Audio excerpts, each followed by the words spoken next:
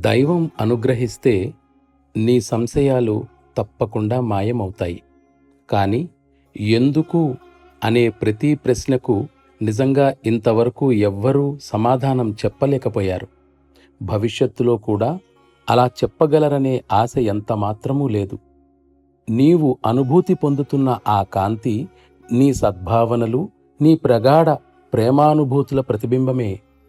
నీవు ఇంతవరకు ధ్యానంలో పురోగమించలేదనే భావాన్ని వదులుకోవాలి. సాధ్యమైనంత వరకు నిరంతర స్మరణ చేస్తూ ధ్యానాన్ని కొనసాగించు. నీవు భక్తి కలవాడవు కనుక ఇది నీకు కష్టం కాదు. మనస్సు, పదార్థం, ఆత్మల సహజ స్థితిని గురించి చెప్పమని నీవు అడిగావు. నా గురించిన జ్ఞప్తి కూడా నాకు లేనప్పుడు నేనేమి చెప్పగలను?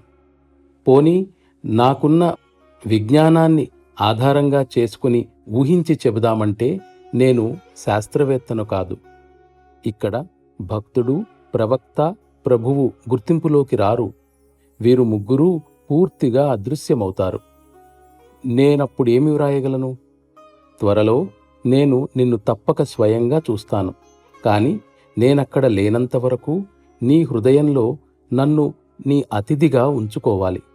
నిజంగా నేను అక్కడ స్వయంగా ఉన్నప్పుడు నేను అతిథిని, ఆతిథ్యాన్ని ఇచ్చే యజమానిని కూడా.